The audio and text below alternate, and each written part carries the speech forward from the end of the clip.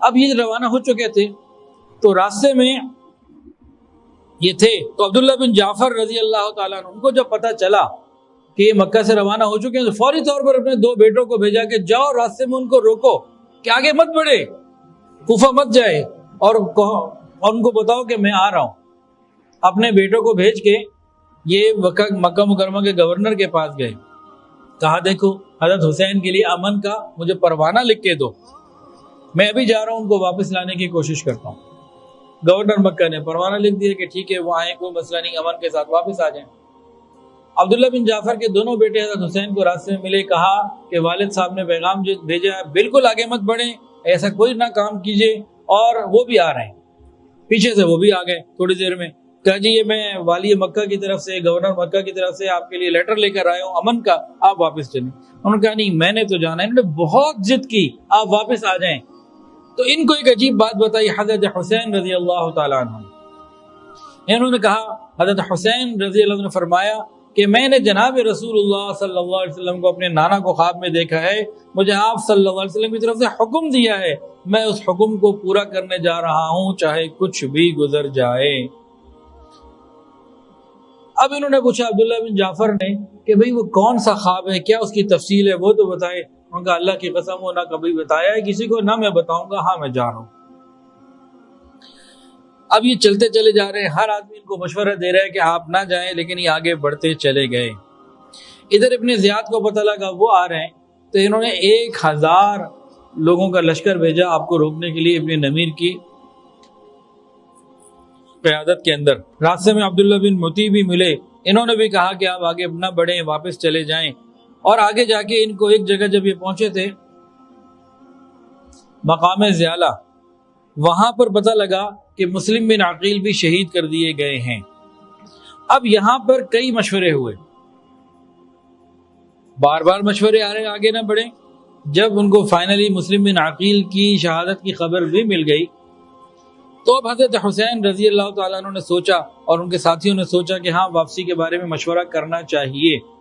جیسے یہ مشورہ ہونے لگا تو مسلم بن عقیل کے بیٹے عبداللہ بن عقیل اور مسلم بن عقیل کے رشتہ دار جو آپ کے ان 72 لوگوں میں سے تھے، ان کا نہیں ہم تو بدلہ لینے جائیں گے، قصاص کے لیے جائیں گے، ہم واپس جا ہی نہیں سکتے، اب ہمیں جانا ہی جانا ہے۔ کچھ نے کہا کہ نہیں ہمیں واپس جانا چاہیے، یہ آپ کے جو لشکر کے ساتھی تھے۔ اور مسلم بن عقیل کے خاندان والوں نے کہا نہیں، سوال ہی پیدا نہیں ہو تو ہم نے بدلہ لینے جانا ہے اپنے باپ کا، اپنے بڑوں کا۔ پھر ایک تیسری رائے بھی آئی حضرت حسین رضی اللہ عنہ کے اس لشکر کے اندر سے، کہا کہ بھئی مسلم بن عقیل ہیں، آپ تو حضرت حسین ہیں، آپ کی بات کچھ اور ہے، آپ جب جائیں گے تو اہل کوفہ آپ کے ساتھ ہی ہوں گے، ایک یہ بات بھی آئی۔ بہرحال حضرت حسین رضی اللہ عنہ کو یہ بات مروت کے خلاف معلوم ہوئی کہ اب میں یہاں سے واپس جاؤں، کہ جب پہ مسلم بن عقیل کے گھر والے کہہ رہے ہیں کہ آگے جانا ہے، تو یہ لوگ بہرحال آگے چلیں۔ یہ لوگ جب آگے آ رہے تھے نا تو بہت سارے لوگ ان کے ساتھ ملتے چلے گئے، یہ قافلہ بڑھتا چلا گیا، راستے کے عرب لوگ، بدو لوگ، مختلف لوگ ملتے چلے گئے۔ لیکن جب وہاں سے لشکر آنے لگے، حضرت حسین رضی اللہ عنہ نے سب کو جمع کر کے کہا کہ دیکھو کوئی اگر جانا چاہتا ہے واپس چلا جائے، آگے مقابلہ دشمن سے سخت ہوگا۔ تو جتنے سارے آئے تھے نا بعد میں سارے بھاگ گئے، ایک بھی باقی نہ رہا، اور جو مکہ سے 72 لوگ ساتھ آئے تھے وہی ساتھ رہے، اس کے علاوہ راستے میں آنے والے سارے کے سارے جتنے بھی تھے سارے بھاگ گئے۔ حضرت حسین رضی اللہ عنہ آگے جا رہے تو ایک دن راستے میں دوپہر کے وقت ان کو ایک لشکر نظر آیا، 1000 گھوڑے کے اوپر حر بن یزید یہ آیا، مقابلے کے لیے ابن زیاد نے بھیجا تھا۔ حضرت حسین نے اپنے ساتھیوں کو کہا کہ اپنے جانوروں کو خوب پانی پلا کے سیراب کر لو، خود بھی پانی پی لو، اور جناب اب یہ دونوں لشکر آپ نے سامنے ہوئے، حتیٰ کہ ظہر کی نماز کا وقت آ گیا، اذان دی گئی۔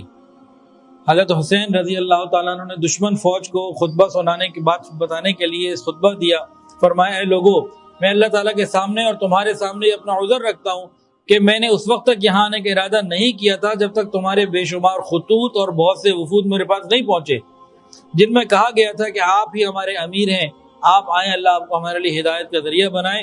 تمہارے بلانے پر میں آیا ہوں، تمہارے بلانے پر میں آیا ہوں، اگر تم اپنے وعدوں پر قائم ہو تو پھر میں آگے بڑھتا ہوں، اور اگر تمہاری رائے بدل گئی ہے اور میرا آنا تمہیں برا لگتا ہے تو میں واپس چلا جاتا ہوں۔ تقریر کی، سب خاموش ہو گئے. پھر نماز کا جب وقت ہوا، پوچھا بھائی اپنی نماز الگ پڑھو گے کہ ہمارے ساتھ پڑھو گے؟ انہوں نے کہا آپ کے پیچھے نماز پڑھیں گے. حضرت حسین رضی اللہ عنہ نماز پڑھائی اور دشمنوں نے بھی آپ کے پیچھے نماز پڑھی. پھر عصر کی نماز بھی اسی طریقے سے ہوئی.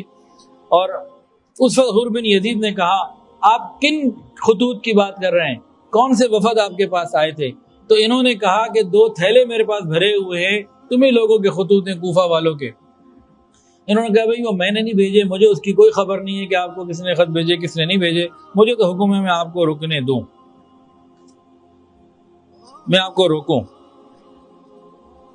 اب حر بن یزید اہل بیت کی قدر بھی کرتا تھا، ادھر سے مجبور بھی تھا گورنمنٹ کی طرف سے. کہا کہ دیکھیں بھئی ہمیں تو حکم یہ آپ کوفہ کی طرف بڑھیں گے، ہم قتل کریں گے، ہم لڑائی کریں گے. مدینہ میں آپ کو جانے دے نہیں سکتا، وہ میرے اختیار سے باہر ہے. آپ ایسا کوئی راستہ اختیار کر لیں جو نہ مدینہ جائے نہ کوفہ کی طرف آئے، کوئی اور راستہ اختیار کر لیں تاکہ بات ذرا لمبی ہو اور کچھ بڑے کوئی راستہ ایسا بن جائے اور میں کوئی اور بات کروں. ادھر سے حضرت حسین رضی اللہ تعالیٰ نے کہا کہ بھئی دیکھو ایسا خط ان کو بھیج دو کہ میں واپس جانے کے لیے بھی تیار ہوں. ادھر سے پھر یہ آیا کہ نہیں، ابھی کے ابھی لڑائی ہونی چاہیے.